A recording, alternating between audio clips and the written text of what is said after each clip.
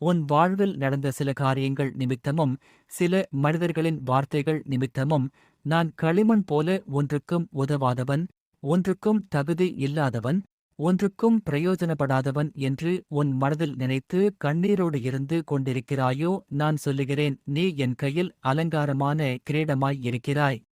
மரித்தேன், ஆனாலும் இதோ சதாகாலங்களிலும் உயிரோடிருக்கிறேன். ஆமென். நான் மரணத்திற்கும் பாதாளத்திற்கும் உரிய திறவுகோல்களை உடையவராயிருக்கிறேன். கடந்த கால நஷ்டங்கள், இழப்புகள், ஏமாற்றங்கள், காயங்கள், தோல்விகள் எல்லாம் மறந்து போகுமளவிற்கு நான் பெரிய காரியங்களை செய்வேன். சோதனையை சந்திக்கும் ஒவ்வொரு முறையும் நான் சபிக்கப்பட்டவனோ என்ற கேள்வி உனக்குள் எழலாம். ஆனால் நான் சொல்லுகிறேன், நீ சபிக்கப்பட்டவன் அல்ல, பாக்கியவான் என்று. சில நேரம் என்ன சொல்லி ஜெபம் பண்ணனும் கூட தெரியல, அவ்வளவு பாரமா மனசு இருக்கு என்று கலங்குகிறாயோ? உன் கண்ணீரின் ஒவ்வொரு துளியும் எதற்கு என்று நான் அறிந்து உள்ளேன். அதற்குரிய பதிலை நிச்சயம் உனக்கு தருவேன். மகிழ்வுடன் இரு, கலங்காதே.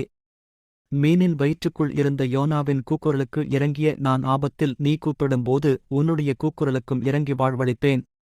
எந்த நேரத்திலும் எல்லாவிதமான வேண்டுதலோடும் விண்ணப்பத்தோடும் ஆவியினாலே ஜெபம் பண்ணி, அதனால் மிகுந்த மனறுதியோடும் எல்லா பரிசுத்தவான்களுக்கான வேண்டுதலோடும் விழித்துக் கொண்டிருங்கள்.